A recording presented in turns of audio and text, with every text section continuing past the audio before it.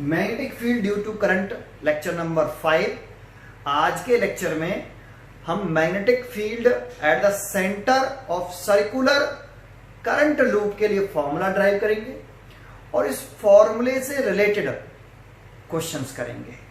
ठीक है, हेडिंग लगाते हैं, वेरी मोस्ट इंपॉर्टेंट टॉपिक है ये। तो हेडिंग लगाएं, magnetic field intensity at the center of circular current loop बोलिए, करंट लूप। ये हेडिंग लगानी, बहुत ही इंपॉर्टेंट टॉपिक है ना। तो देखो, magnetic field intensity eight the centre पर पूछ रहा है, किसकी वजह से? सर्कुलर करंट लूप की वजह से। तो सबसे पहले एक सर्कुलर करंट लूप बना लीजिए आप। ठीक है, ठीक है। इसका ये सेंटर हो गया, सेंटर को कह देते हैं O, और इसमें करंट फ्लो करा दीजिए। इसमें मैंने इस तरह से करंट फ्लो करा दी, इस तरह से करंट फ्लो कर रही है। कहीं भी दिखा दो, जैसे यहां भी दिखा सकते हो आप। करंट कितनी करंट है? I, है ना। और इसकी रेडियस कंसीडर कर लेते हैं हम, R है। तो लेट यहां स्मॉल r क्या है? Radius of circular loop. ठीक है, सेंटर पर मैग्नेटिक फील्ड निकालना है। तो सबसे पहले इसके फॉर्मूले को हम पढ़ लेते हैं। इसका जो फॉर्मूला हमें प्रूव करना है वो ये है, mu naught upon 4 pi 2 pi I over radius. ये होता है सेंटर पर मैग्नेटिक फील्ड का फॉर्मूला। तो देखो, इसमें हमने ये मैग्नेटिक फील्ड निकाला है due to circular current loop. ये मालूम होना चाहिए कि फॉर्मूला कब वैलिड है। तो ये फॉर्मूला तब वैलिड है जब हम सर्कुलर करंट लूप की वजह से सेंटर पर मैग्नेटिक फील्ड इंटेंसिटी निकालते हैं, तो फॉर्मूला वैलिड है। डायरेक्टली याद होना चाहिए। आई सर्कुलर लूप में फ्लो करने वाली करंट है, आर सर्कुलर लूप की रेडियस है। ठीक है, अगर इसमें एन टर्न होते, अगर total number of turns N क्या है? Number of turns, total number of turns, total number of turn of the wire, है ना। तो B इक्वल टू होता mu naught upon 4 pi, mu naught upon 4 pi 2 pi N I over small R. यहां capital N total number of turns हैं wire की। ठीक है, तो ये वाला फॉर्मूला याद करिए, ये वाला ना करिए, ये वाला करिए। अगर एन नंबर ऑफ टर्न्स एक हो, एक टर्न है, एक ही सर्कुलर लूप है, वायर का एक टर्न है, तो फिर 2 pi I over are, N की वैल्यू 1 रख देंगे। 2 टर्न है तो एन की वैल्यू 2। ठीक है, चलिए, तो ये वाला हमें फॉर्मूला ड्राइव करना है। क्लियर है? अच्छा, अभी तो मैंने आपको बताया था डेरिवेशन करने के लिए कि हम कोई भी करंट कैरिंग वायर का, चाहे किसी भी शेप का है वो वायर, तो फॉर्मूला ड्राइव करना हो तो हम स्टार्टिंग कहां से करते हैं? ऑलवेज बायोट सेवर्ट लॉ से। हम बायोट सेवर्ट लॉ से स्टार्ट करेंगे। दैट मीन्स हम इस करंट कैरिंग सर्कुलर लूप के एक स्मॉल करंट एलिमेंट्स की वजह से सेंटर पर मैग्नेटिक फील्ड निकालेंगे, स्मॉल एलिमेंट की वजह से। DV, that means Biot Savart law का यूज करेंगे, है ना। ठीक है, तो स्टार्टिंग यहीं से करते हैं। हम हेडिंग लगाते हैं, मतलब लिखते हैं according to Biot Savart's law, small magnetic, short form में लिख देता हूं, magnetic field intensity at centre due to small current element दिया। तो इस पे एक स्मॉल करंट एलिमेंट ले लीजिए। जैसे मैंने एक करंट एलिमेंट ले लिया, इसको हटा देता हूं, है ना, ये ले लिया। इसकी लेंथ कितनी है? dl है, और इसमें कितनी करंट फ्लो कर रही है आपकी? R। ठीक है, तो बायो सेवर्ट लॉ लगाइए। इसी स्मॉल एलिमेंट के सेंटर ओपर मैग्नेटिक फील्ड निकालना है। ठीक है, इसी स्मॉल के सेंटर ओपर मैग्नेटिक फील्ड निकालना है। तो D V is equal to mu naught over 4 pi, current flow कर रहा है इसमें आई, स्मॉल एलिमेंट की लेंथ है डीएल, साइन रुक जाइए और नीचे भी रुक जाइए। आपको याद है यहां कौन सी डिस्टेंस लिखते थे? बायो-सैवर्ट का फॉर्मूला तो याद होगा आपको, Biot Savart law, dv is equal to mu naught upon 4 pi I D L sine theta over R square. इसमें मैंने आर का नेम बताया था आपको कि आर कोई भी स्मॉल सेगमेंट वायर है, जैसे ये आपका करंट कैरिंग वायर और इसका ये स्मॉल एलिमेंट डीएल। तो इसी स्मॉल एलिमेंट डीएल की वजह से देखो हेडिंग लिखी हमने, small magnetic field at the centre, यहाँ पे सेंटर कह रहा है तो यहाँ पे पी पॉइंट दे देते हैं ऐसे, P magnetic field intensity at point P due to, ये इंपॉर्टेंट होता है बायो-सैवर्ट लॉ, जो मैग्नेटिक फील्ड फाइंड आउट करता है वो स्मॉल होती है और ड्यू टू स्मॉल एलिमेंट की वजह से होती है, small current elements. Whole wire की वजह से मैग्नेटिक फील्ड नहीं निकलता बायो-सैवर्ट लॉ से, तो स्मॉल की वजह से कितना आएगा, DV is equal to mu naught, ये लिख रहा है ऊपर, ये वाला फॉर्मूला है, mu naught upon 4 pi I D L sine theta over R square.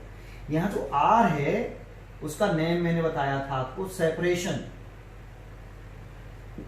Between mid point of small element, mid point of small element and observation point, and observation point.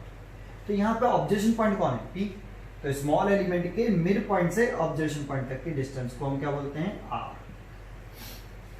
तो are के name पर concentrate हुआ, तो इसमें are का यहां distance लिखते हैं आर का स्क्वायर, लेकिन डिस्टेंस आर इंपॉर्टेंट नहीं होती है, नेम इंपॉर्टेंट होता है। तो mid point of small element, तो इसका mid point of small element show कर दें, करंट की डायरेक्शन थोड़ा सा यहां से आउट कर देते हैं, यहां ये डिग्री चलो आई, ठीक है। तो इसका स्मॉल एलिमेंट ये रहा, तो यहां से ये डिस्टेंस हो गई आर, और हमने रेडियस भी कितनी मानी है इसकी, सर्कुलर लोब की, स्मॉल आर। लेकिन यहां जो नेम है आर का, वो separation between mid point of small element and observation point. Observation point कौन है, सेंटर, तो mid point of small element और सेंटर तक की डिस्टेंस, देखो ये डिस्टेंस शॉर्टेस्ट सेपरेशन ली आर, ठीक है। थीटा पे ध्यान दें, तो थीटा मैंने बताया था इस जगह पे बायो-सैवर्ट लॉ में, angle between DL and R, लेकिन डीएल की जो डायरेक्शन है वो आई की डायरेक्शन जो होती है वही डीएल की डायरेक्शन होती है ना। तो एंगल बिटवीन आप ये कह सकते हो आई एंड आर। वैसे जो डीएल की डायरेक्शन होगी, आई की डायरेक्शन किधर है, ऊपर, तो डीएल की डायरेक्शन भी कैसी होगी, ऊपर, ठीक है। ये डीएल की डायरेक्शन हो गई, तो डीएल आई की डायरेक्शन ऊपर, तो डीएल की डायरेक्शन भी ऊपर, तो ये आई और आर के बीच में एंगल थीटा, आई की डायरेक्शन के साथ लेते हैं ए थीटा।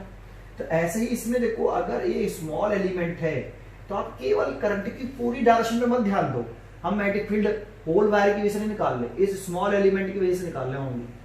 तो इस स्मॉल एलिमेंट में करंट की डायरेक्शन ऐसे होगी, ये बड़ा करके दिखा दिया है थोड़ा सा, हमें यहीं तक दिखाना था आई ऐसे, कि ऐसे डायरेक्शन होगी आई, तो और थोड़ा सा जूम करके दिखाएं इसको, तो ये ऐसे दिखाई देगा स्मॉल एलिमेंट ऐसे, और करंट की डायरेक्शन ये, और ये आपका सेंटर है, तो इससे मिला रहे हैं आपका ये आर है, तो कितना एंगल दिख रहा है आपको आई और आर के बीच में, 90 डिग्री। समझ में आया। तो ये आपका यहाँ पे करंट की डायरेक्शन ऊपर की तरफ, ये ऐसे, तो आप यहाँ पे स्मॉल करंट की दिखाइए आई ऐसे, तो ये एंगल हो गया 90 डिग्री।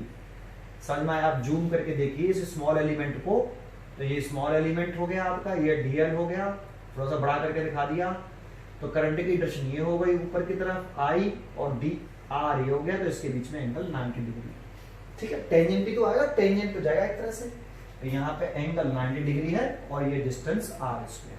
क्लियर है, ठीक है। समझ में आ गया यहाँ पे, ये वाली बात समझ में आ गई, तो थोड़ा सा साफ बना देता हूँ, क्लियर बना देता हूँ। एक स्मॉल एलिमेंट लिया है ऐसे, और यहाँ पे ये स्ट्रेट स्मॉल एलिमेंट है तो स्ट्रेट होगा, ये करंट की डायरेक्शन दिखाई, तो ये आई और आर के बीच में कितना एंगल 90 डिग्री, तो 90 डिग्री दिखा दिया, बायो-सैवर्ट लगा दिया। अभी तो ये स्मॉल एलिमेंट की स्ट्रेट वायर होगा ना, और स्ट्रेट वायर होगा तो उसकी वजह उसकी डायरेक्शन कैसे निकालेंगे भाई? स्ट्रेट वायर के लिए मैग्नेटिक फील्ड की डायरेक्शन कैसे निकालते हैं? राइट हैंड पाम रूल का यूज करके।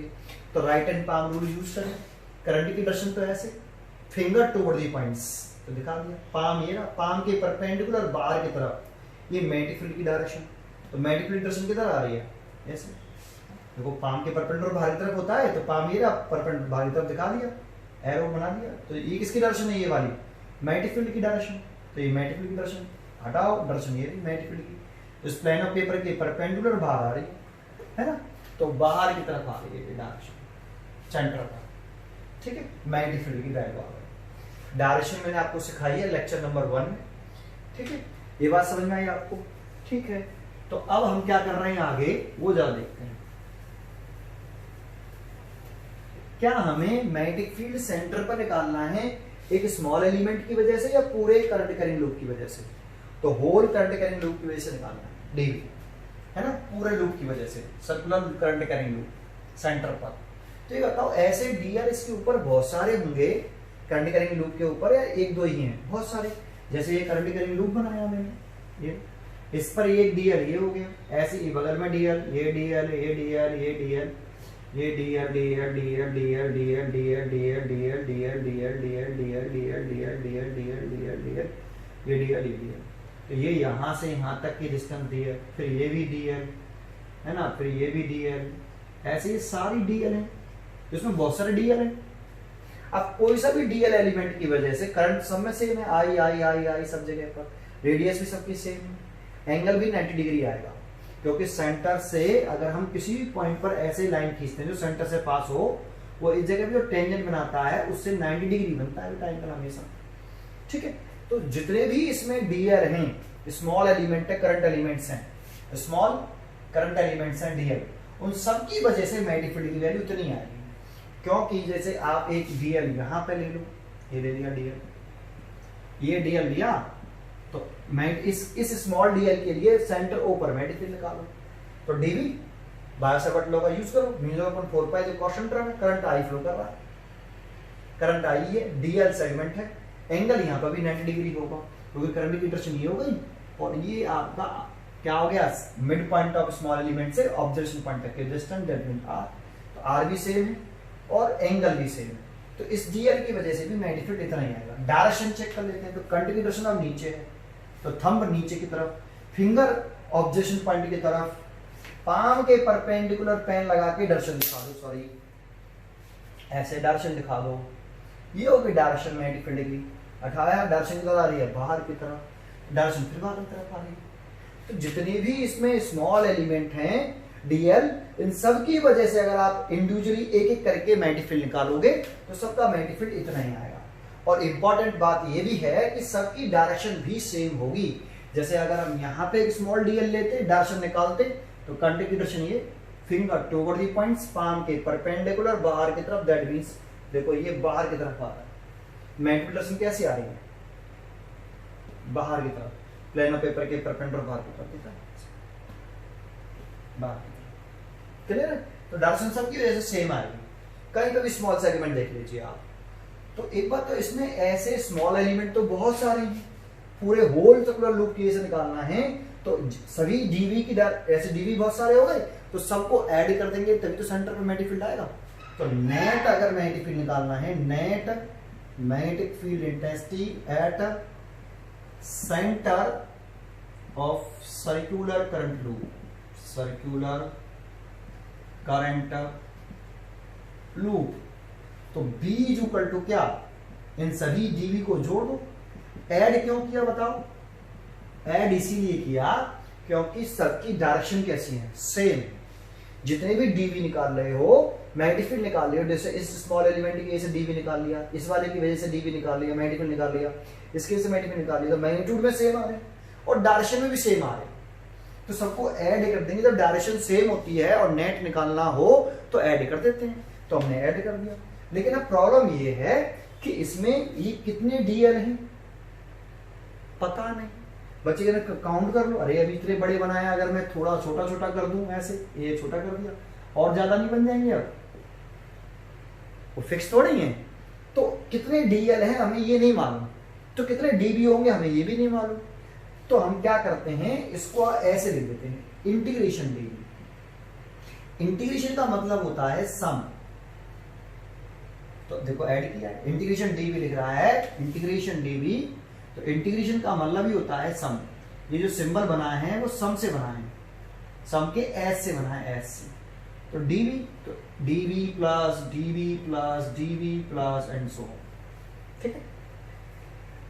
जैसे समेशन लिखते थे हम, समेशन डीबी, तो उसमें भी यही करते थे, dB plus dB plus dB and so on. ऐसे इसमें इंटीग्रेशन में करते हैं। तो ठीक है, तो इंटीग्रेशन डीबी, एक डीबी का इंटीग्रेशन करते हैं। लेकिन ऐसा तभी कर पाएंगे जब इन सभी डीबी की डायरेक्शन कैसी होगी, सेंटर पर सेम होगी, तभी आप इंटीग्रेशन कर सकते हो डीबी का। इस एलिमेंट के बाद मैग्नेटिक फील्ड निकाला, इस वाले मैग्नेटिक फील्ड निकाला, सभी मैग्नेटिक फील्ड की डायरेक्शन सेंटर पर सेम होगी, तभी आप स्मॉल एलिमेंट डीबी का इंटीग्रेशन कर सकते हो। क्यों सर? क्योंकि इंटीग्रेशन का मतलब होता है सम, और दो वेक्टर क्वांटिटियों को या तीन वेक्टर क्वांटिटियों को ऐड तभी कर पाते हैं जब उनकी डायरेक्शन कैसी होती है, सेम होती है। ठीक है, ये पॉइंट इंपॉर्टेंट है। मैंने कोशिश करी यहाँ पे, समझ में आया कोई वाला पॉइंट? गलत निकाल दी, कोई बात नहीं, चलो दोबारा से बनाना पड़ेगा। यहाँ पे समझ में आया ये डीएल। चले वैल्यू पुट कर दें आगे, तो इंटीग्रेशन डीवी की वैल्यू पुट कर दो, ये तो म्यू नॉट अपॉन 4 पाई आई डीएल, साइन 90 की वैल्यू तो 1 हो गई, ओवर आर स्क्वायर। किसके रेस्पेक्ट में इंटीग्रेशन हो रहा है? डीएल के रेस्पेक्ट में। तो डीएल को छोड़कर सारा बाहर निकाल दो, तो निकाल लिया mu naught upon 4 pi I over R integration DL. अब इंटीग्रेशन डीएल की वैल्यू कितनी होगी? तो इंटीग्रेशन डीएल का मतलब क्या है? तो देखो अभी मैं समझा रहा था, इंटीग्रेशन डीएल का मतलब है DL plus DL plus DL plus DL plus and so on. Integration का मतलब ही सम से है। अब एक बात बताओ कि इसमें जितने भी डीएल हैं, ये डीएल एक, ये दूसरा डीएल, ये तीसरा डीएल, ये फोर्थ डीएल, ये पांचवा, ये छठवां, सातवां, आठवां, नौवां, दसवां, इन सभी डीएलों को आप ऐड करोगे। इन सभी डीएल, ये सब डीएल हैं, अगर आप इन सब डीएलों को ऐड करो, इन सभी डीएलों को ऐड करो, है ना, और ऐड करोगे तो क्या होगा? अगर इन सभी डीएलों को तुम ऐड कर लोगे तो इसके सरकमफ्रेंस, जैसे यहां से ऐड करना शुरू किया, डीएल से DL DL DL DL DL DL DL DL, सबको ऐड कर चले जाओ, तो ये डीएलों को ऐड करने पर इसके सरकमफ्रेंस के बराबर ही तो आएगा सर्कल के। तो इसका सरकमफ्रेंस, इसकी रेडियस कितनी है? आर, तो इसका सरकमफ्रेंस कितना होगा? 2 पाई आर। तो इसीलिए यहां डायरेक्ट लिखेंगे कि इंटीग्रेशन जो डीएल है वो 2 पाई आर के बराबर है ना। तो यहां हम इंटीग्रेशन डीएल की जगह पर लिख सकते हैं mu naught upon 4 pi I over R into 2 pi R. या एक बात बता, इसमें वायर के कितने टर्न हैं? एक टर्न। तो एक टर्न है, तो इस एक टर्न पर मैंने डीएल डीएल कंसीडर किए होंगे, और उन सभी डीएलों का इंटीग्रेशन करेंगे तो एक टर्न के सरकमफ्रेंस के बराबर इसकी लेंथ होगी। डीएलों को सम करने पर 2 पाई आर आएगा। लेकिन अगर इसमें 2 टर्न होते वायर के, एक टर्न, फिर एक और टर्न होता सेम रेडियस का, है ना, इसी के ऊपर एक टर्न होता बिना टच करे, ठीक है, ऐसे क्लियर है, सेम रेडियस का। तो एक बात बताओ, एक टर्न में डीएल ऐड करने पर 2 पाई आर आया। अगर 2 टर्न होते, उन सब पर डीएल डीएल डीएल डीएल मानते, तो कितना डीएल का इंटीग्रेशन करने पर कितना आता? एक टर्न का 2 पाई आर और दूसरे टर्न का फिर 2 पाई आर, तो 4 पाई आर आता। That means 2 into 2 pi R आता। अगर 2 टर्न होते तो 2 इंटू 2 पाई आर आता डीएल का इंटीग्रेशन करने पर। अगर वायर में 3 टर्न होते तो 3 इंटू 2 पाई आर आता। अगर ऐसे ही वायर में कितने टर्न हो, कैपिटल एन टर्न हो वायर के, तो डीएल का इंटीग्रेशन करने पर कितना आना चाहिए? N into 2 pi R into N आया। इसीलिए मैं कह रहा हूं कि अगर एक टर्न के लिए फॉर्मूला ड्राइव कर रहे हैं, चलो अभी एक टर्न के लिए हमने फॉर्मूला ड्राइव किया, डीएल 2 पाई आर लिखा, एक टर्न के लिए वायर का एक टर्न होता, तो देखो आपका क्या हुआ, ये आई स्क्वायर है बेटा, यहां गलती करी, आर का स्क्वायर है, देखो स्क्वायर है ना, ये आर का स्क्वायर, तो एक आर से तो एक आर कटेगा। तो मैग्नेटिक फील्ड का फॉर्मूला कितना आया सेंटर पर? B equal to mu naught upon 4 pi 2 pi I over R. इतना ही तो आया मैग्नेटिक फील्ड का फॉर्मूला, आर से आर कटा, लेकिन अगर एन टर्न होते वायर के तो फिर बी की वैल्यू कितनी आती, mu naught upon 4 pi 2 pi N I over R आता। क्यों आता समझ में आया? अगर एन टर्न होते तो ये 2 पाई आर इंटू एन आता और आर से आर कट जाता, रिजल्ट ये आ जाता। क्लियर है? अभी समझाया मैंने आपको, ठीक है? ये वाली बात समझ में आ गई? तो ठीक है, अभी तो हम एक टर्न के लिए कर रहे हैं, तो हमने फॉर्मूला ड्राइव कर दिया ये वाला। क्लियर है? तो सेंटर पर मैग्नेटिक फील्ड के लिए फॉर्मूला कैसे ड्राइव करते हैं, पहली बात समझ में आई। अच्छा, इसमें एक बहुत ही इंपॉर्टेंट और पावरफुल पॉइंट बताता हूं, कॉन्सेंट्रेट करना, ठीक है? जरा ध्यान देना, ये जो वायर मैंने बनाया है सर्कुलर लूप, ऐसे एक बात बताओ, इसमें करंट की डायरेक्शन कैसी है? एंटी क्लॉकवाइज, ऐसे है ना? एक करंट की डायरेक्शन ऐसे है। तो एक बात बताओ, ऐसे करंट फ्लो कैसे कराया होगा? ऐसे करंट फ्लो कैसे कराया हुआ इस वायर में? पूरे वायर में कंटिन्यूअसली करंट है आई, ऐसे फ्लो कैसे कराया हुआ? भाई करंट फ्लो कराने के लिए कोई सोर्स चाहिए, जैसे सेल कनेक्ट करेंगे किसी दो पॉइंट के बिटवीन, तो करंट कैसे फ्लो करा हुआ है ऐसे?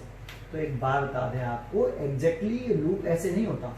एग्जैक्टली अगर लूप में करंट फ्लो कराना है तो उसमें कट लगाना पड़ेगा आपको, ऐसे बहुत ही स्मॉल छोटा सा कट लगा देते हैं, ऐसे दिख रहा है? अब इसमें करंट हमें ऐसे फ्लो कराना है तो इसे एक बैटरी से जोड़ना पड़ेगा हमें। देखो मैंने इसे एक बैटरी से जोड़ दिया, ये नेगेटिव टर्मिनल, ये पॉजिटिव टर्मिनल, ऐसे।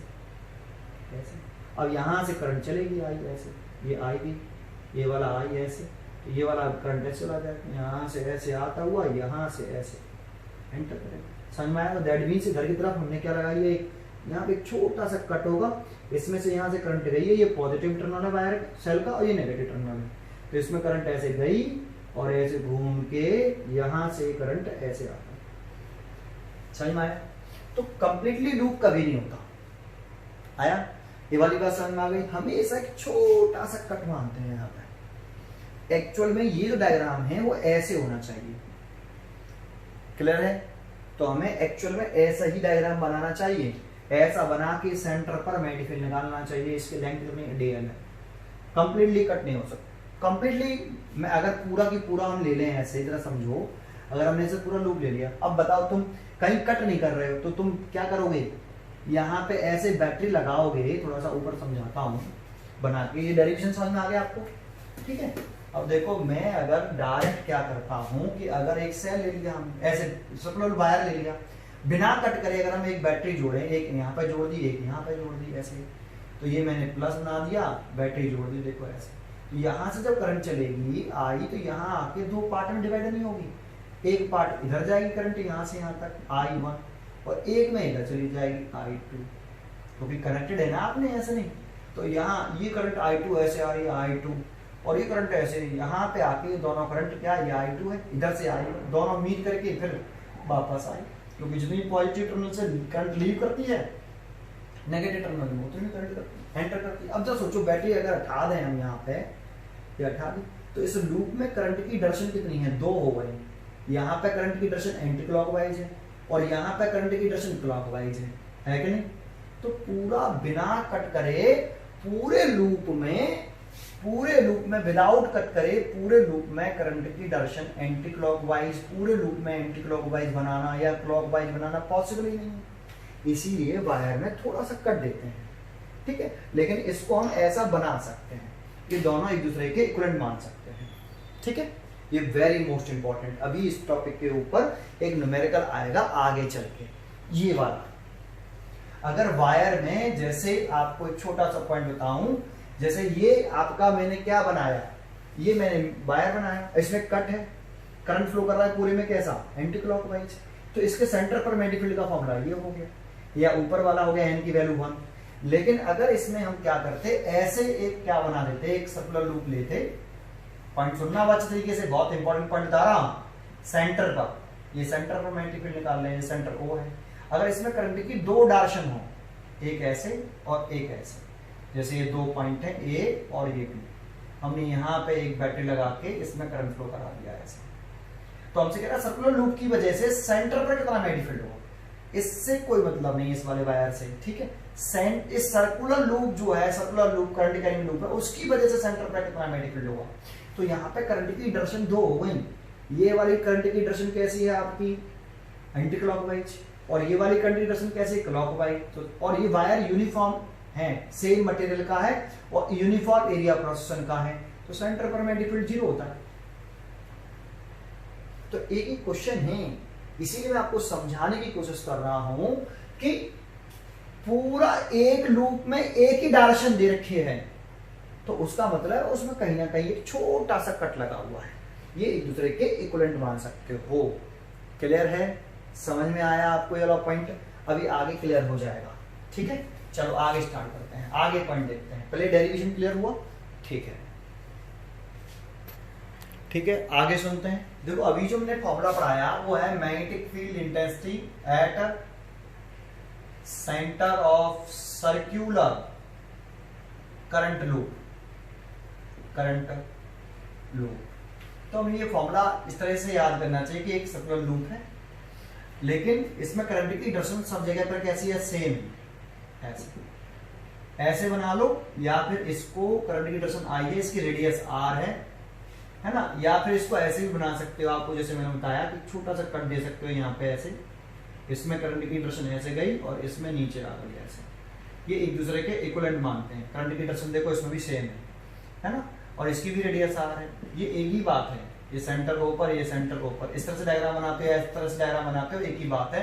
तो सेंटर पे जो मैग्नेटिक फील्ड आता है ओ पॉइंट पर, सेंटर पर है, कहां पर है, सेंटर पर है, ध्यान रखना। तो जो बी का फॉर्मूला आपको लर्न करना है वो μ0/4 pi 2 pi N I over are. यहाँ एन क्या है, नंबर ऑफ टर्न, किसके, वायर के, नंबर टर्न्स ऑफ वायर, है ना। अच्छा, इसमें देखो एक केस बनाता हूं मैं, छोटा सा केस फर्स्ट। जैसे अगर हम इसमें नंबर ऑफ टर्न्स वायर का कितना होता, आधा, हाफ सर्कल बनाते हैं। जैसे ये मैंने एक सर्कल बनाया, मैंने ये एक सर्कल बनाया और इसमें इसका ये सेंटर है ओ, और मैंने इसका इतना वायर कट कर दिया, है ना, ये सेंटर, और इसमें अब करंट फ्लो कर रही है आपकी आई, और इसकी रेडियस अभी भी आ रही है। तो इसमें वायर के कितने टर्न हैं, तो इसमें वायर के आधा टर्न है, तो n बराबर 1/2 रख दो इस जगह पर। अगर इसमें कितने टर्न है, इसमें वायर के एक टर्न है, तो n बराबर 1 रख देंगे। अगर पूरा एक कंप्लीट लूप में ओनली एक ही टर्न है, तो सेंटर पर मैग्नेटिक फील्ड कितना, μ0/4 pi 2 pi I over R, R radius है सर्कुलर पाथ की, आई फ्लो करने वाला करंट है। इसमें कितने टर्न है वायर के, आधा, तो आधा टर्न है, तो सेंटर पे जो मैग्नेटिक फील्ड आएगा μ0/4 पाई, एन की वैल्यू 1/2 रख दो, 2 pi into 1/2 I over radius R है, करंट आई रेडियस आर, 2 से 2 कट गया, तो B इक्वल टू, अब फॉर्मूला बना μ0/4 पाई पाई आई ओवर आर, है ना। डायरेक्शन कैसे निकालेंगे समझ में आता है आपको, ये मैंने किसमें, लेक्चर नंबर 2 में बताया था शायद, 2 में। तो इसमें मैंने बताया अगर करंट की डायरेक्शन ऐसे है तो राइट हैंड थंब रूल से निकालते हैं। करंट की डायरेक्शन है ये, सेंटर में मैग्नेटिक डायरेक्शन निकालनी है, तो अपनी फिंगर को कर्ल करते हैं in the direction of current, ऐसे, तो किधर आ रहा है, बाहर की तरफ। थंब डायरेक्शन को बताएगा किसकी, मैग्नेटिक फील्ड की। फिंगर को कर्ल करना है in the direction of current, right hand होना चाहिए, ये 90 डिग्री बनना चाहिए, ठीक है। ये मैं समझा चुका हूं पीछे, ऐसे, है ना। तो मैग्नेटिक फील्ड की डायरेक्शन सेंटर पर बाहर की तरफ बी। अगर आपका क्लॉकवाइज करंट है, जैसे ये क्लॉकवाइज करंट दिखा दिया मैंने आपका, अब ये करंट की डायरेक्शन है, तो अपनी फिंगर को कर्ल करना है in the direction of current. तो देखो अगर ऐसे रख रहा हूं तो फिंगर कर्ल हो रही है in the direction of current, और थंब कैसे है, 90 डिग्री पर होना चाहिए ऐसे, तो थंब अंदर की तरफ जा रहा है और फिंगर कर्ल हो रही है, तो कितना आ रहा है, डाउनवर्ड। अगर ऐसे घुमाता देखो फिंगर, तो हमारी फिंगर कर्ल तो हो रही है, करंट की अपोजिट डायरेक्शन में हो रही है, बिल्कुल गलत है, ये सही है। तो कितना आ रहा है, थंब डाउनवर्ड आ रहा है, तो इसमें डाउनवर्ड मैग्नेटिक फील्ड होगा सेंटर पर। तो सर्कुलर लूप की वजह से मैग्नेटिक फील्ड की डायरेक्शन ऐसे निकाल रहे हैं, जैसे यहाँ निकालनी है, तो फिंगर आपको कर्ल करनी है in the direction of current. देखो तो थंब किधर आ रहा है, बाहर की तरफ। ये सर्कुलर लूप है, सर्कुलर लूप की वजह से सेंटर पर जो मैग्नेटिक फील्ड निकालते हैं, डायरेक्शन निकालते हैं, वो राइट हैंड थंब रूल से, और स्ट्रेट वायर के लिए right hand palm rule use करते हैं, है ना। तो ये सेंटर पर मैग्नेटिक फील्ड की डायरेक्शन किधर आई, बाहर की तरफ, तो डायरेक्शन भी दिखाना जरूरी होता है, इतना वैल्यू होगी, है ना। एक छोटा सा पॉइंटर बताऊं इसमें, जरा ध्यान से सुनना। इस जगह पे जैसे इसके दोनों एंड है, एक एंड है, ये रहा एक एंड है, ये सेंटर है, तो इन दोनों एंड को लाइन जॉइन करो, ये कर लो। तो इसके बीच में ये जो एंगल बनना है ये वाला, ये अल्फा बनना है, इसे अल्फा बोलेंगे 180 डिग्री। जब 180 डिग्री बनाए सेंटर पर, ये दोनों एंड ऐसे ये वाला एंगल बने 180 डिग्री, तो ये हाफ टर्न होता है। ठीक है, एक केस 2 की बात करें इसी में, केस सेकंड, अगर हम 1/4 टर्न ले लें, एन की वैल्यू 1/4, तो 1/4 का मतलब है आपका ऐसे सर्कुलर लूप लो और इसके सेंटर पे जाके इतना हटा दो, ये देखो हटा दिया। अब इसके दोनों एंड, एक एंड ये रहा वायर का, एक एंड ये रहा, करंट की डायरेक्शन ऐसे है, इसकी रेडियस r मान लेते हैं, है ना, सर्कुलर लूप की, ये सेंटर है O, सेंटर O पर मैग्नेटिक फील्ड पूछ रहा है, तो इसके दोनों एंड को मिला रहे हैं हम सेंटर पर, एक मिला लिया, ये एंड मिला लिया, तो ये कितना एंगल बना रहा है भाई, अल्फा 90 डिग्री। तो 90 डिग्री बनाता है तो 1/4 टर्न होगा वायर का, और 1/4 टर्न होगा तो n बराबर इस वाले फॉर्मूले में आप 1/4 रख दीजिए, तो सेंटर पर मैग्नेटिक फील्ड निकल आएगा μ0/4 पाई, है ना, 2 पाई n की वैल्यू 1/4 और ये i, और रेडियस तो इसकी r है, 2 से 2 काट दीजिए, तो सेंटर पर मैग्नेटिक फील्ड कितना आया μ0। इसको डिस्टर्ब कभी मत करना, इसको हमेशा जिंदा रखिए, बिल्कुल सेम टू सेम रखिए, क्योंकि इसकी सीधी वैल्यू हमें मालूम होती है 10 की पावर -7, तो ये आ गया पाई आई ओवर 2। ठीक है, पाई आई ओवर 2। तो सेंटर पर इसके इस जगह पर मैग्नेटिक फील्ड की वैल्यू इतनी होगी। दैट मींस हमें यही फॉर्मूला याद करना है ना, हाफ टर्न हो, दैट मींस अल्फा 180 डिग्री बना रहा हो तो हाफ टर्न, तो ये आप n बराबर 1 तो रख दो इस जगह पर, 90 डिग्री बना रहा हो दैट मींस 1/4 टर्न, तो आप n बराबर कितना रख दो, 1/4 रख दो इस जगह पर। ऐसे ही सिमिलरली अगर आप क्या कर रहे हो कि अगर थर्ड केस की बात कर रहे हैं, केस थर्ड, जैसे आपने ये ऐसे लिया, ये सेंटर है और आपने इसमें से इतना कट करके बाहर निकाल दिया, देखो ये वाला, तो ये बताओ ये सेंटर है आपका, ये सेंटर O, तो ये करंट फ्लो कर रहा है आपका, इसकी रेडियस भी r है सर्कुलर लूप की, तो ये बताओ ये बाहर वाला कितना एंगल है, 90 डिग्री। तो बाहर वाले से मतलब नहीं है, अंदर वाला देखो, अंदर लूप के अंदर वाला, ये वाला एंगल कितना हो गया, ये वाला है ना, ये वाला एंगल कितना हो गया, ये सेंटर हो गया, तो 270 हो गया, बाहर वाला 90, 360 होता ना टोटल मिला के। तो अगर अल्फा 270 डिग्री हो तो नंबर ऑफ टर्न होता है आपका 3/4 टर्न वायर का, तो n की वैल्यू आप इस जगह पर 3/4 रख देंगे, तो फिर मैग्नेटिक फील्ड का फॉर्मूला बन जाएगा सेंटर पर कितना है, और एक कंप्लीट राउंड हो जाए तो n बराबर 1 रख ही देंगे, ये कंप्लीट राउंड हो गया एक वायर का। समझ में आया? तो अगर ये इस तरह से आते हैं तो आप सेंटर पर मैग्नेटिक फील्ड निकाल सकते हैं। ठीक है, तो एक फॉर्मूला क्लियर हुआ सर्कुलर लूप का। चलो दूसरे फॉर्मूले की तरफ चलते हैं, सेकंड फॉर्मूला बनाते हैं हम इसमें। एक पॉइंट और बताता हूं मैं डेरिवेशन में इसमें, बहुत अच्छा। ठीक है, यहां तक समझ में आया आपको? इसमें अगला टॉपिक हेडिंग लगाते हैं इसमें, ये भी इसी से रिलेटेड है, ध्यान से सुनना। Magnetic field due at centre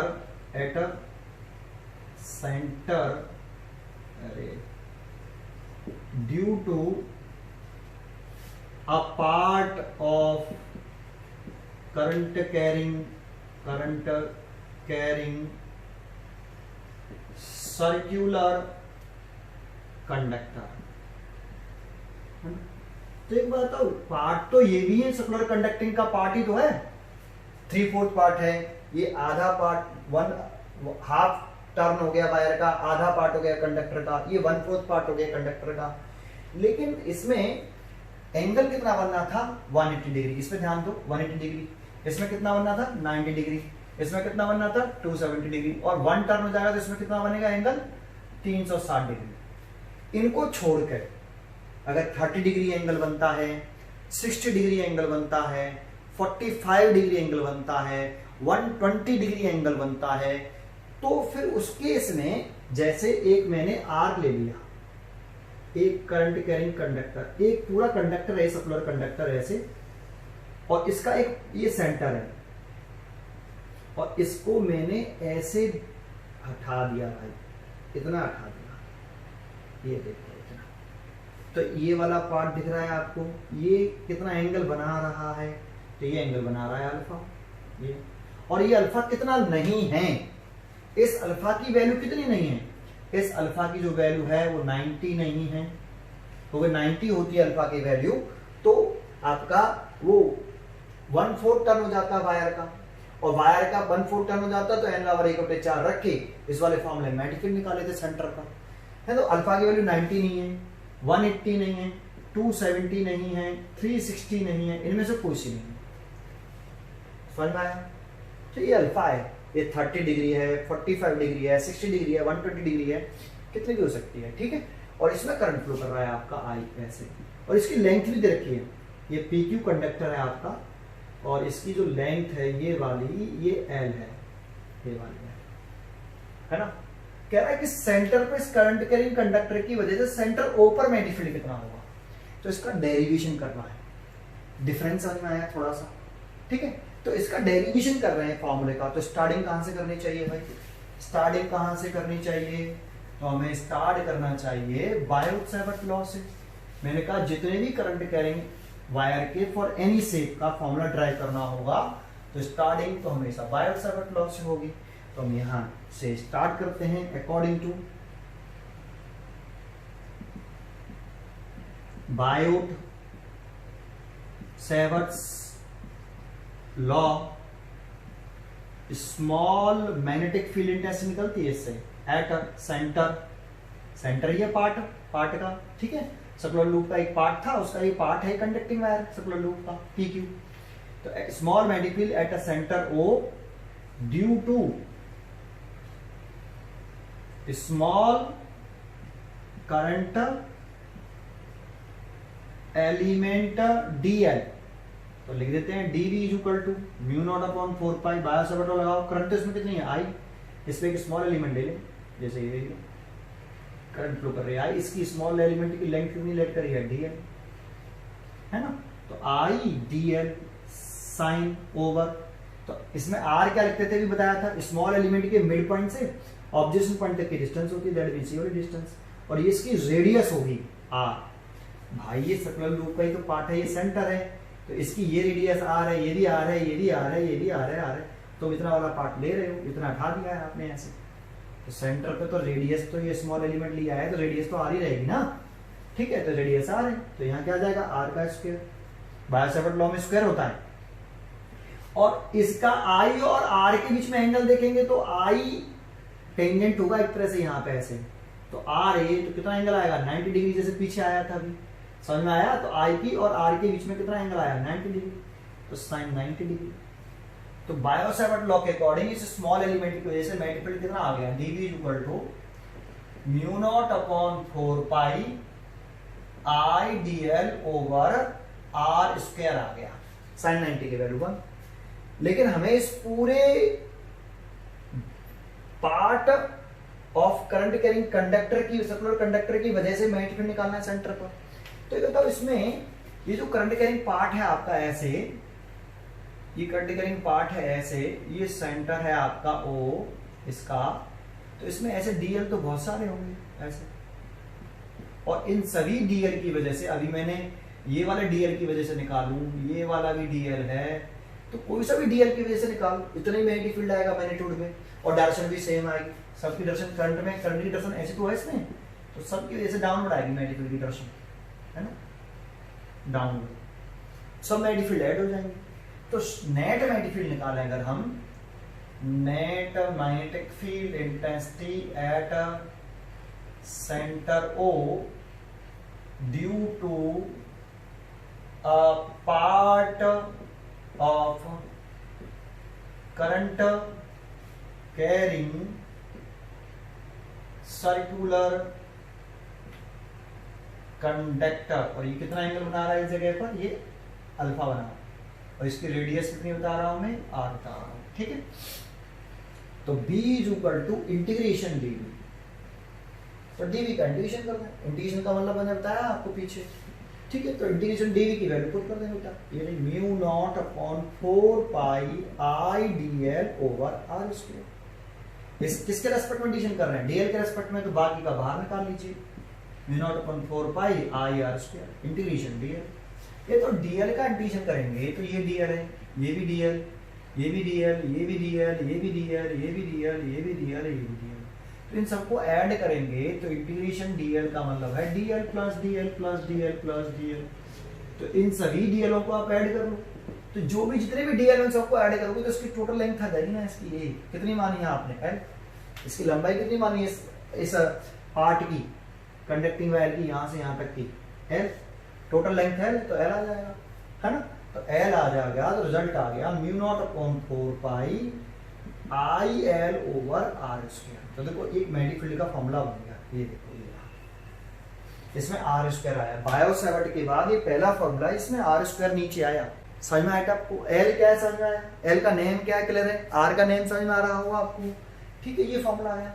तो ये फॉर्मूले को हम एंगल के टर्म में भी चाहें तो ये एंगल अल्फा दे रखा है, इसके टर्म में भी चेंज कर सकते हैं। कैसे? एंगल इज इक्वल टू होता है आर्क ओवर रेडियस, होता है angle is equal to arc over radius. तो एंगल तो यहाँ अल्फा है, आर्क तो आर्क इसी को तो कहोगे आप, इसको पूरे को आर्क, इसको उठाओ डीएल डीएल को, तो ये पूरा आर्क हो गया। और इसने कितना एंगल सबटेंड किया है सेंटर पर, अल्फा, ये देखो अल्फा एंगल सबटेंड किया। तो कितनी आर्क की लंबाई कितनी है इसकी, एल, तो आर्क है एल, रेडियस कितनी है इसकी, आर। तो यहां से अगर एल निकाल रहे हैं तो अल्फा आर आएगा कि नहीं, तो अल्फा आर रख दो। तो B is equal to mu naught upon 4 pi I alpha R over R square. एक आर से एक आर काट सकते हो, तो काट दिया, ये देखो रिजल्ट आ गया। अब देखो अगर एंगल के टर्म में लिख रहे हो तो नीचे रेडियस आ रही है ओनली, स्क्वायर नहीं आ रहा, लेकिन लेंथ के टर्म में लिख रहे हो तो स्क्वायर आ रहा है। फॉर्मूले को अच्छी तरीके से याद करो। ये फॉर्मूला कब वैलिड है समझ में आ रहा है? मैग्नेटिक फील्ड निकालना हो सेंटर पर due to a part of current carrying circular conductor, circular conductor का अगर पार्ट है वो सेंटर पर मैग्नेटिक फील्ड निकालना हो, लेकिन अल्फा की वैल्यू कितनी ना हो, समझ में आया? 90 डिग्री, 180 डिग्री, 270 डिग्री, 360 डिग्री ना हो। अगर होती भी है तो थोड़ा समझ लें, ये सबके लिए वैलिड है वैसे, ठीक है, यहां तक समझ में आया। लेकिन ये ध्यान रखना अल्फा कभी भी पुट करो आप यहां तो रेडियन में पुट करना, किसमें? रेडियन में, डिग्री में कभी मत रखना। जैसे ये एंगल अगर आपका 60 डिग्री होता, 60 डिग्री, तो आप इसमें अल्फा की वैल्यू 60 डिग्री मत रख देना, मैग्नीफाइड कोई एंगल थोड़ी है।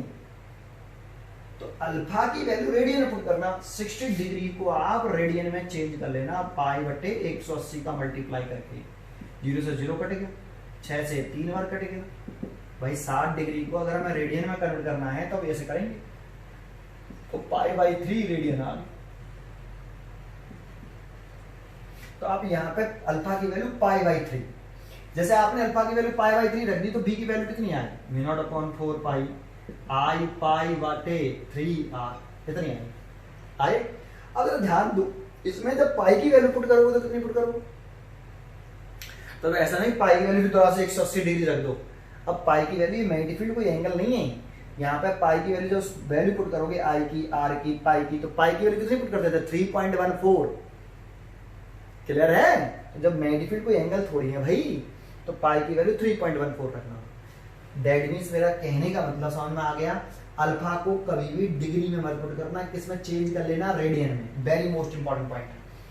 और ये फॉर्मूला दोनों याद होना चाहिए आपको। अगर इस पार्ट की लेंथ दे रखी है और सेंटर पर मैग्नेटिक फील्ड पूछे तो I L over R square है। अगर एंगल दे रखा है, करंट दे रखी है आई, और रेडियस दे रखी है तो आई अल्फा ओवर आर। ठीक है, ये दोनों फॉर्मूले वेरी मोस्ट इंपॉर्टेंट है। ठीक है, क्लियर है? समझ में आ गया ये डेरिवेशन आपको? ठीक है, चलो अब इस टॉपिक के ऊपर न्यूमेरिकल करते हैं कि न्यूमेरिकल कैसे आते हैं।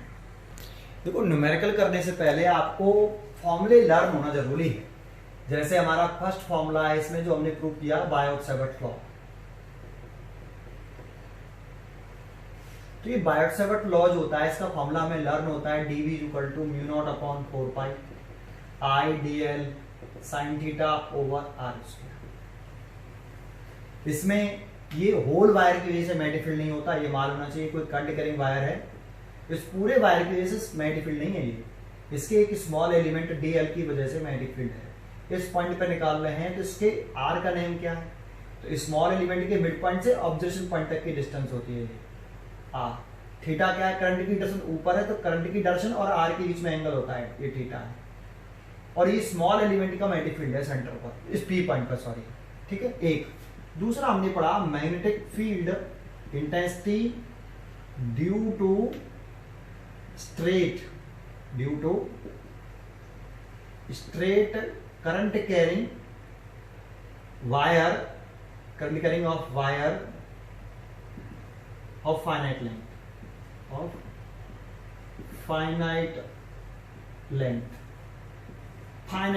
का, स्ट्रेट वायर है और फाइनाइट लेंथ का है। तो देखो इसमें एक हम फाइनाइट लेंथ का एक वायर बना लेते हैं जिसके दोनों एंड हमें पता है, ये एक्स है, ये वाई है, इसमें करंट फ्लो कर रही है।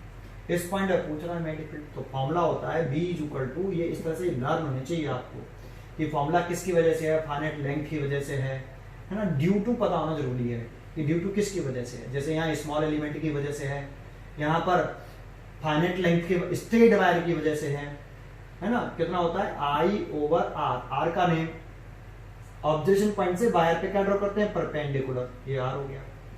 साइन थीटा वन क्या होता है, ऑब्जर्वेशन पॉइंट को वायर के एक एंड से मीट कराने वाली लाइन और R के बीच बनने वाला angle, plus sine theta two, observation point को वायर के दूसरे एंड से मीट कराने वाली लाइन और R के बीच बनने वाला एंगल थीटा टू, इस तरीके से।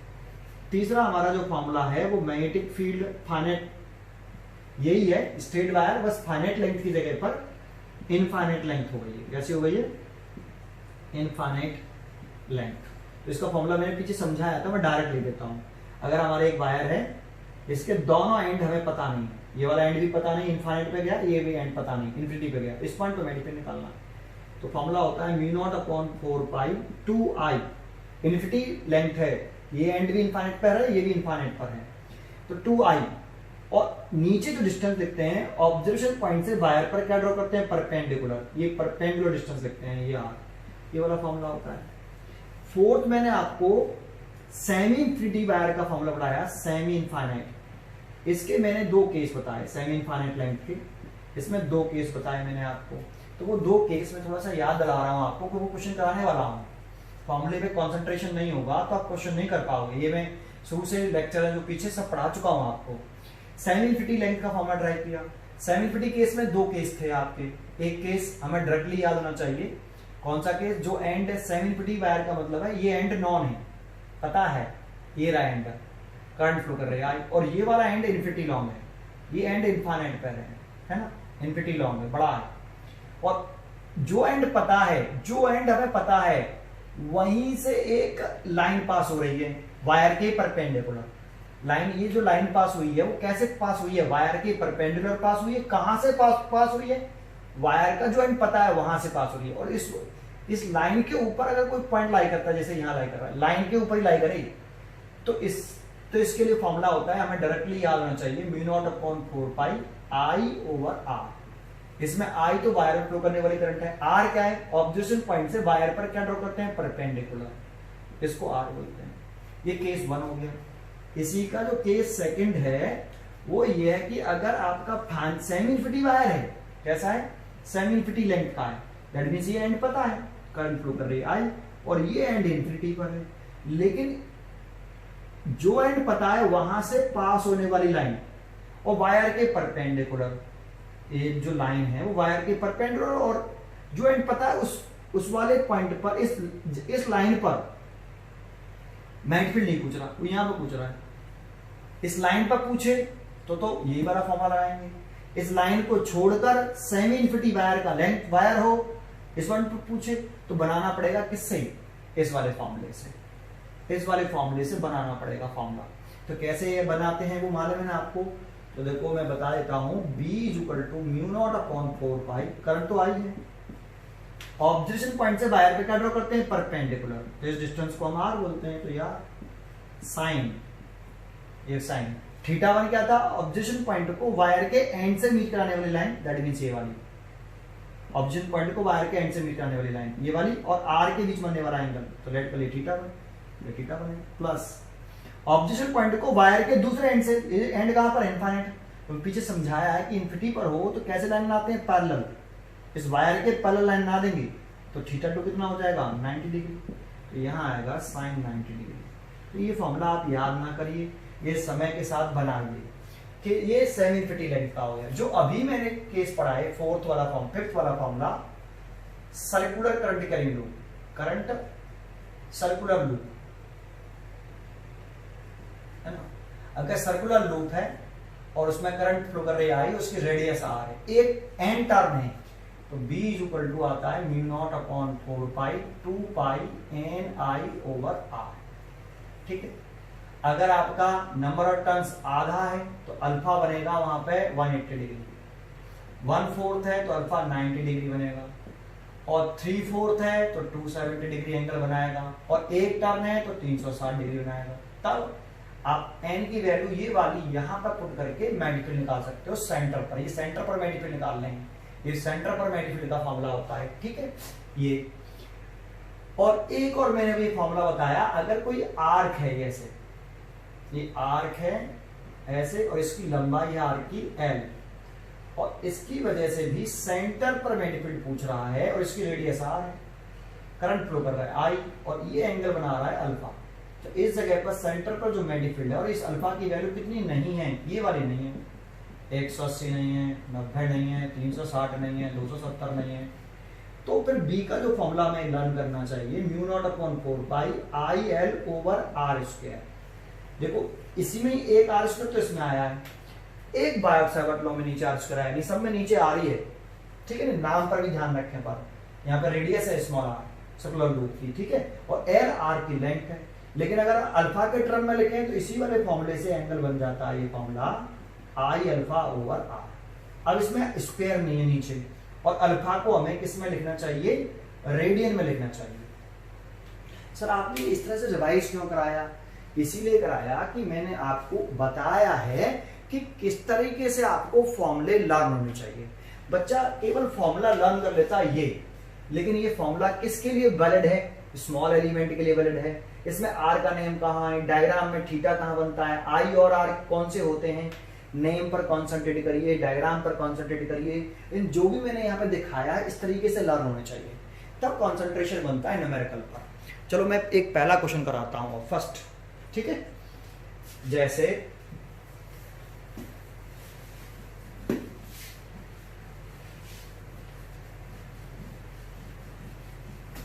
और एक पॉइंट और बता दूं, ये भी मैंने बायोट-सावर्ट लॉ में प्रूव कर दिया था, ये वाला पॉइंट, कि अगर एक वायर है ऐसे और उसमें पॉइंट यहीं तक वायर है आपका, और वायर के अलोंग कोई पॉइंट है, जैसे ये वाला पॉइंट है, वायर तो यहीं तक है, करंट कैरिंग वायर, ये इतना बड़ा वायर है, और ये पॉइंट वायर के अलोंग है। कैसा है, इस वायर को अगर हम एक्सटेंड करें तो इस पॉइंट P से पास हो रहा है ना, तो अगर अलोंग दी वायर हो तो मैग्नेटिक फील्ड कितना होता है, 0।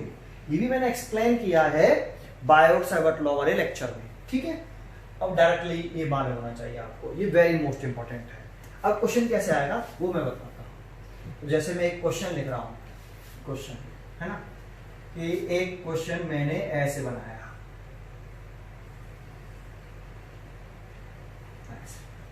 इसमें करंट फ्लो कर रही है आपकी आई, और इसमें आपकी करंट फ्लो कर रही है आई, और ये ऐसे ऐसे जा रहा है।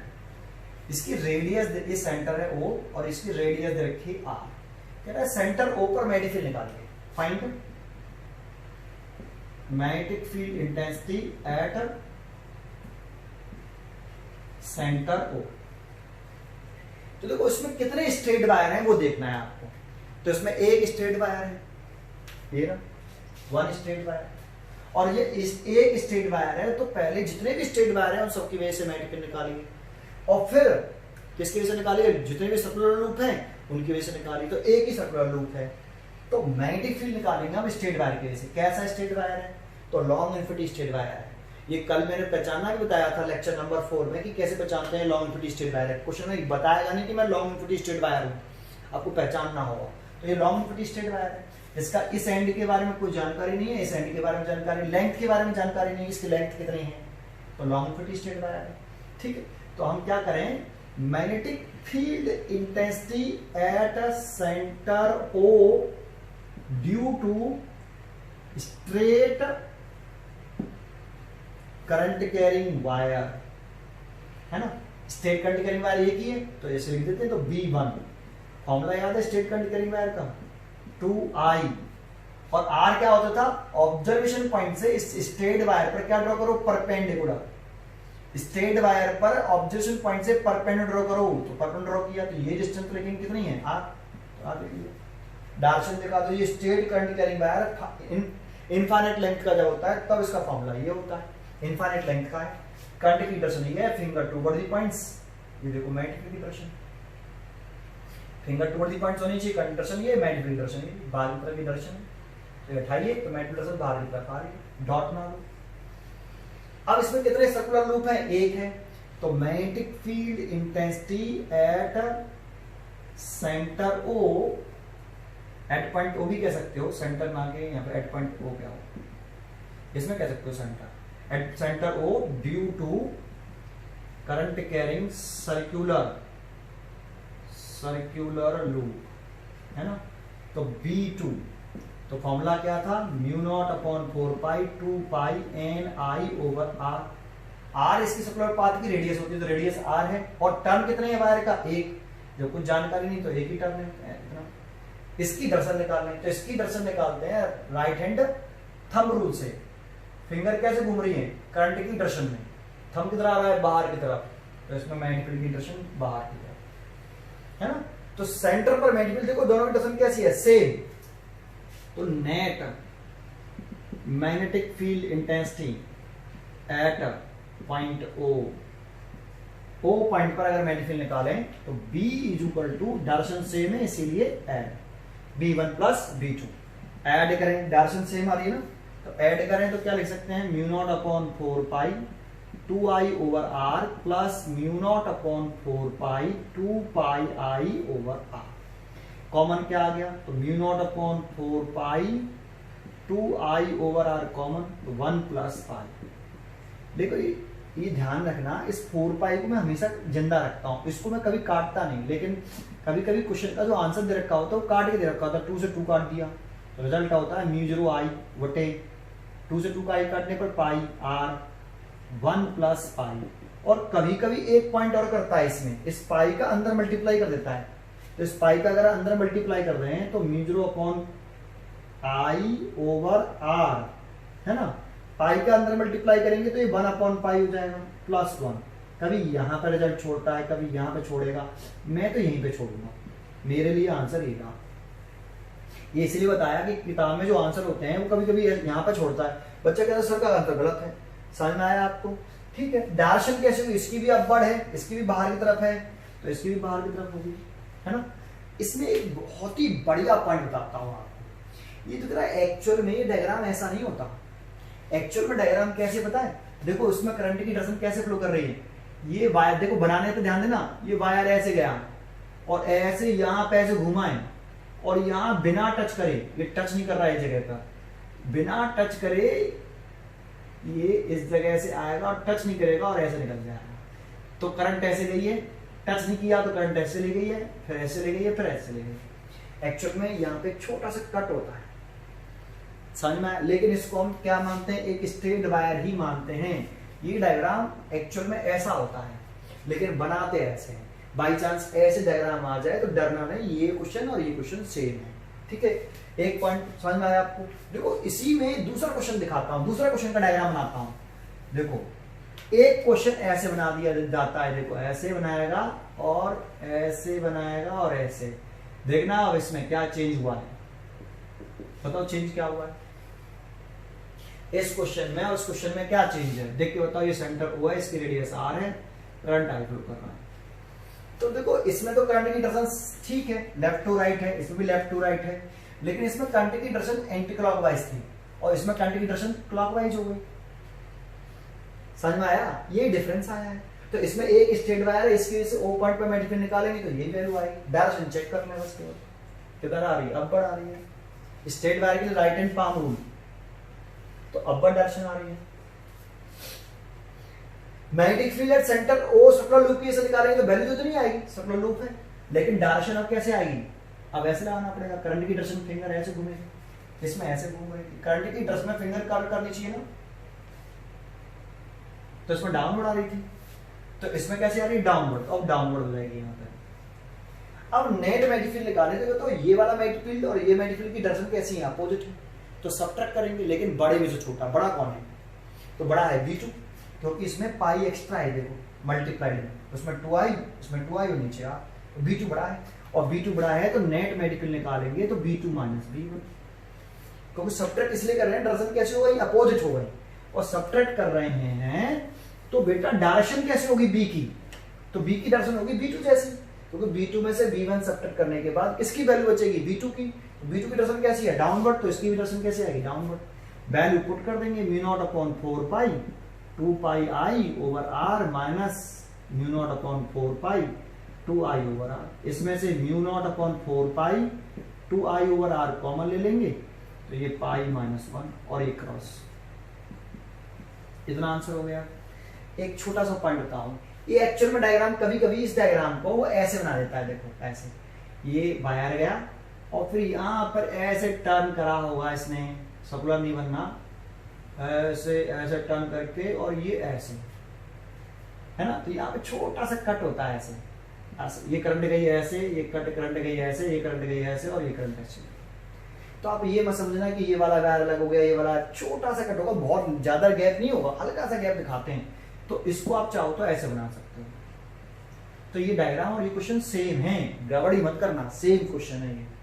समझ में आया? क्लियर है? ये पूरी जानकारी बता रहा हूं आपको, बहुत कम लोग बताएंगे इस वाले पॉइंट को। क्लियर है यहां तक? ठीक है, आगे क्वेश्चन देखते हैं। देखो और क्वेश्चन बताता हूं मैं इसके ऊपर, ये मिटा देता हूं पहले। समझ में आ रहा है? फॉर्मूला लर्न करिए पहले, बिना फॉर्मूले लगाए कॉन्फिडेंस नहीं आएगा। डायरेक्शन पर कॉन्सेंट्रेट करिए, और जो मैंने फॉर्मूले अभी कॉपी किए थे यहाँ, उनको लर्न कर लीजिए, डायग्राम बनाते हुए, नेम समझते हुए, फिर इन क्वेश्चनों को समझिए, तो 100% समझ में आएंगे। जरा ध्यान दें, एक डायग्राम ऐसे ना दिया उसने,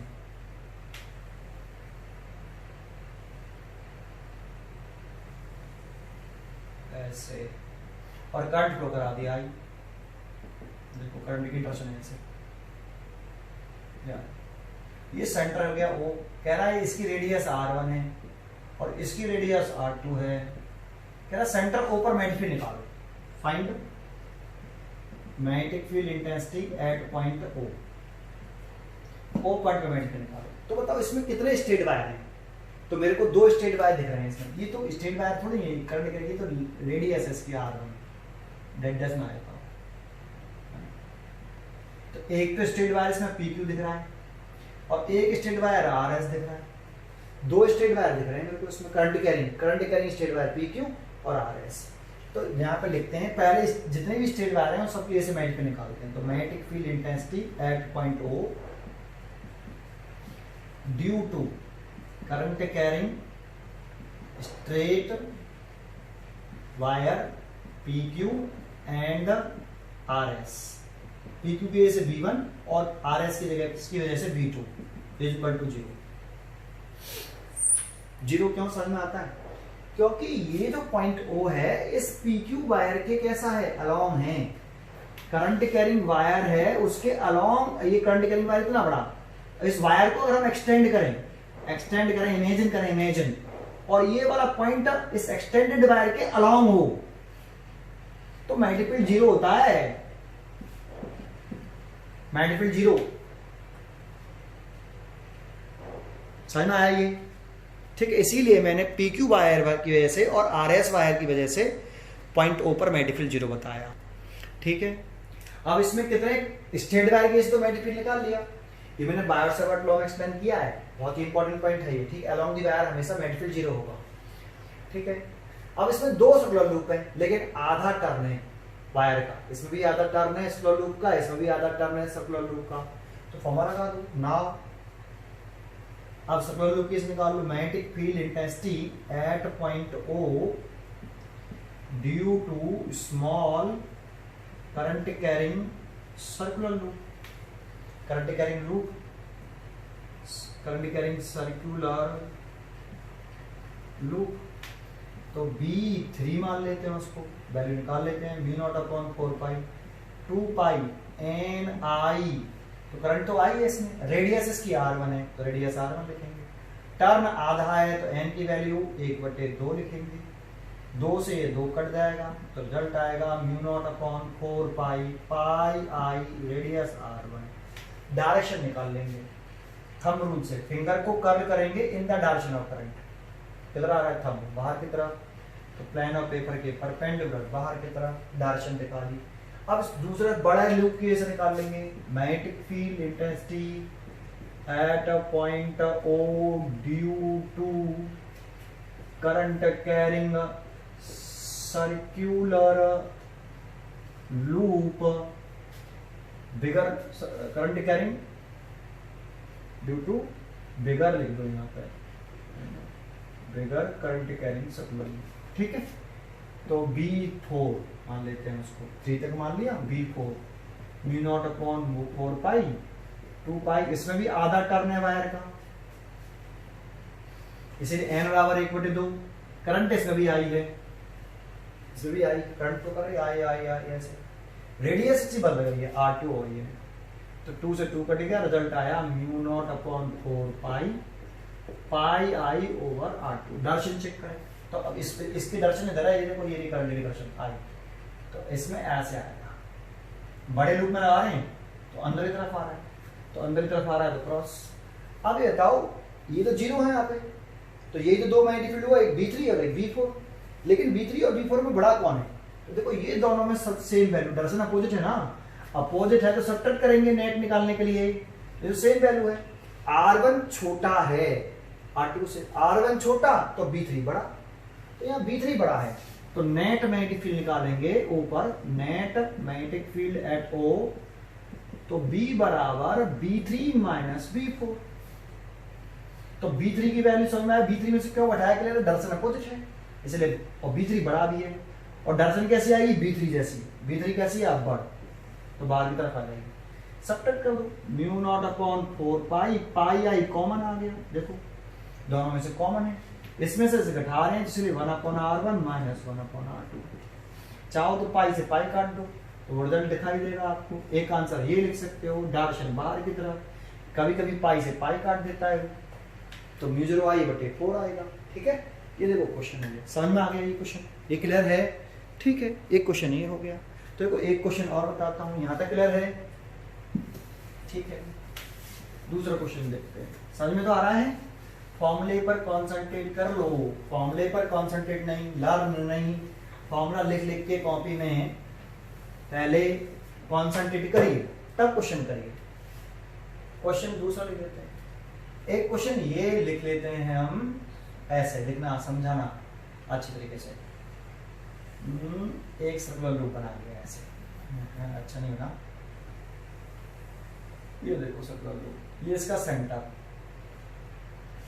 फिर क्या किया कि एक डेंटेस में आया, वैसे वायर नहीं, कंडक्टिंग वायर ये डार्क वाला है, फिर मैंने इसको ऐसे ले गया, यहाँ से स्ट्रेट वायर ऐसे, यहाँ से स्ट्रेट वायर ऐसे, और इस स्ट्रेट वायर को मैंने कंडक्टिंग वायर से मिला दिया, देखो, और इसको यहाँ से मैंने हटा दिया ऐसे, है ना, और इस पे करंट फ्लो करा दिया मैंने आई ऐसे।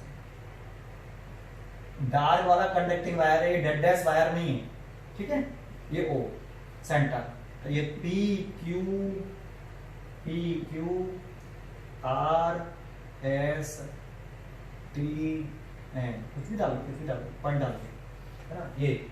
और इसकी जो रेडियस है इस वाले सर्कुलर लूप की, इसकी रेडियस R1 है, और इस वाले की जो रेडियस है ये R2 है। कह रहा है सेंटर पर मैग्नेटिक फील्ड बताओ, ये डार्क वाला ये कंडक्टिंग वायर है, सेंटर पर मैग्नेटिक फील्ड पूछ रहा है, तो सबसे पहले इसमें ये देखिए O पर मैग्नेटिक फील्ड पूछ रहा है, तो ये तो इसमें कितने स्ट्रेट वायर हैं? तो मेरे को 2 स्ट्रेट वायर दिख रहे हैं, एक तो PQ और एक PS, और ये अलोंग दी वायर नहीं है, पॉइंट O इस वायर के अलोंग नहीं है, यहाँ पर TS के अलोंग है पॉइंट O, तो मैग्नेटिक फील्ड कितना? 0। तो magnetic field intensity at point O due to current carrying, due to straight current carrying wire, कौन सा वाला है? एक तो PQ है और एक आपका ST है ना, PQ और ST। तो एक PQ की वजह से मैग्नेटिक फील्ड V1 और ST की वजह से V2, दोनों 0, बिकॉज भी लिख दिया करो, रीजन लिख दिया करो, because the point O along the wire, straight wire, कौन से PQ and point O lies along the wire, point O lies along the wire, PQ and कौन सा ST, ये आप रीजन लिख सकते हो इसमें, ठीक है। चलो ये तो खत्म हो गया स्ट्रेट वायर। अब इसमें सर्कुलर लूप देखें तो देखो ये वाला जो टर्न है यहाँ से ये वाला टर्न, ये 1/4 टर्न नहीं है, क्योंकि ये सेंटर पर इसके इस वायर को इस वाले वायर का एंड ये रहा, ये वायर एंड ये रहा। अरे ये तो वायर बचा, इसकी इस निकाल ही लिया, इसके इस निकाल लिया, ये वाला वायर देखो, और इसके दोनों एंड को सेंटरों पे मिलाओ तो 90 डिग्री बनना है, तो 1/4 टर्न है, और 1/4 टर्न है तो मैग्नेटिक फील्ड का फॉर्मूला लगा दो। Magnetic field intensity at a point O due to circular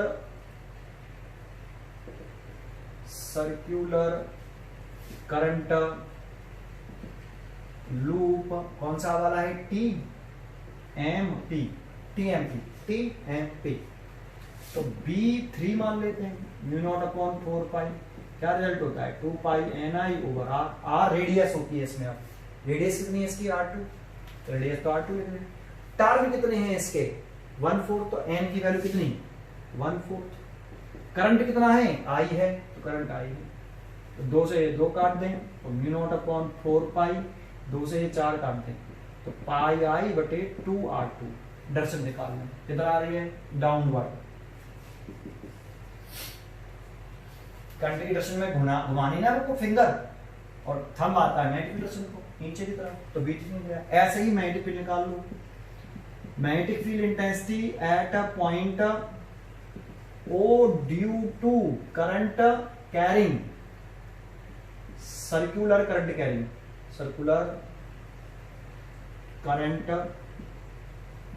loop, कौन सा वाला है, QRS। इसका कितना एंगल बना रहा है 270, ये 90 है तो अंदर वाला 270, ये 3/4 नंबर टर्न्स हो गए वायर की, तो B4 μ0/4 pi 2 pi number of turn 3/4 radius, current I, radius इसकी कितनी है R1 है, तो रेडियस R1, 2 से 2 काट दो, 4 काट दो, तो μ0/4 पाई पाई I बटे 2 से 2 काट दिया 2, 3 भी आएगा साथ में, 2R1 आया। यहां तक आया समझ में आपको, ठीक है। अब मैग्नेटिक फील्ड निकाल लो, तो देखो यहां ये 0.5 है, 2 का डिवाइड करेंगे तो 0.5 ही तो आएगा, और यहाँ 1.5 है ना, लेकिन R1 भी छोटा है यहाँ पे, एक तो इसकी वजह से बड़ा है और R1 भी छोटा है, R1 छोटा है इसलिए B4 बड़ा होगा। डायरेक्शन इसकी भी कैसी आ रही है, वैसे डाउनवर्ड ही आ रही है, इसकी भी डायरेक्शन कैसी आ रही है, डाउनवर्ड, तो छोटा बड़े चेक करने की जरूरत ही नहीं है, ऐड हो जाएंगे। ये तो 0 है, तो नेट मैग्नेटिक फील्ड क्या करें, ऐड कर दें। Net magnetic field intensity at point O पर, तो ऐड कर देंगे B3 प्लस B4, और B3 प्लस B4 कर दें तो ऐड कर लेना है इसको, तो यहां लिख देता हूं μ0/4 पाई पाई I बटे 2R2 plus μ0/4 pi 3 pi I बटे 2R1। कॉमन ले लेना, डायरेक्शन कैसे आएगी, डाउनवर्ड ही आएगी, ठीक है। ये समझ में आया आपको क्वेश्चन। नेक्स्ट क्वेश्चन क्लियर है, ठीक है। एक और क्वेश्चन, एक लास्ट क्वेश्चन और लिखते हैं इसमें, ठीक है।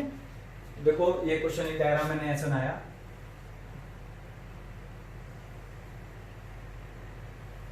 ऐसे है ना, थोड़ा सा इसको राउंड और करो,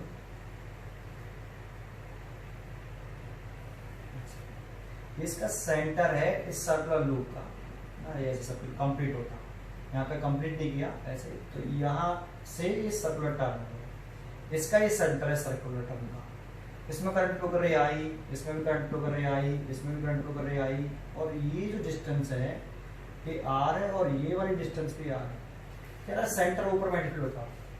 तो इसमें कितने स्ट्रेट वायर है, 2, एक तो ये रहा P Q, या 1 वायर कह देता हूं इसे, 1 वायर, ये 2 वाला स्ट्रेट वायर, और ये 3 सर्कुलर टर्न। अब ये बताओ ये 1 वाला वायर इनफाइनाइट लेंथ का है, सेमी इनफाइनाइट लेंथ का है, या फाइनाइट लेंथ का है, देखो ये वाला एंड इस स्टेट वायर का यहाँ खत्म हो गया, यहाँ से क्या टर्न शुरू हुआ है, सर्कुलर टर्न। तो ये एंड तो पता है इस वायर का, लेकिन ये एंड कहाँ पर है ये पता नहीं है। तो ये सेमी इनफाइनाइट लेंथ का वायर है। ऐसे ही इस स्टेट वायर में देखें तो यहाँ पे इस स्टेट वायर का टर्न खत्म, यहाँ से सर्कुलर शुरू हो गया। तो इस स्टेट वायर का ये एंड तो पता है, लेकिन ये एंड कहाँ ये पता नहीं। तो ये भी सेमी इनफाइनाइट वायर हो गया। इसके लिए पहचानने के लिए मैंने आपको लेक्चर नंबर 4 में बताया ये चीज पहचानते कैसे हैं। तो ये आपका सेमी इनफाइनाइट लेंथ के वायर हो गए, और ये आधा टर्न हो गया सर्कुलर टर्न। तो स्टेट वायर की इस मैथ पे निकाल दो, magnetic field intensity at a point O due to straight wire 1 की वजह से। तो B1 ये फर्स्ट केस हो गया। देखो जो एंड पता है, ये एंड पता है, जो एंड पता है और वायर के परपेंडिकुलर एक लाइन ड्रॉ करें। जो एंड पता है वहां से पास होता हुआ, तो ये इस वायर का ये एंड पता है और वायर के परपेंडिकुलर लाइन ड्रॉ करी, ऑब्जेक्शन पॉइंट इसी लाइन पर लाई कर रहा है। तो ये फर्स्ट केस हो गया। तो फर्स्ट केस का फॉर्मूला लगा दो। क्या होता है फॉर्मूला, याद होना चाहिए। करंट आई है, रेडियस ऑब्जेक्शन पॉइंट से परपेंडिकुलर ड्रॉ करते हैं वायर पर, जो कि आर है। डायरेक्शन निकालें तो करंट की डायरेक्शन इधर है, फिंगर नीचे ऑब्जेक्शन पॉइंट की तरफ, किधर आ रही डायरेक्शन, बाहर की तरफ। ऐसे ही magnetic field intensity at point O due to straight wire 2 case निकाल लेंगे। तो इसमें भी यही वाला केस है, ये भी सेमी इनफाइनाइट लेंथ का है, और जो एंड पता है वहां से पास होने वाली और वायर के परपेंडिकुलर लाइन ड्रॉ करते हैं, इसी लाइन पर लाई कर रहा है पॉइंट, इसीलिए ये वाला फॉर्मूला लगेगा। μ0/4π करंट कितनी है इसमें I, और ऑब्जेक्शन पॉइंट से वायर पर परपेंडिकुलर ड्रॉ करेंगे वो R है। तो यार डायरेक्शन निकाल लेते हैं, किधर आ रही है, करंट और फिंगर टुवर्ड द पॉइंट्स, बाहर की तरफ, राइट हैंड पाम रूल।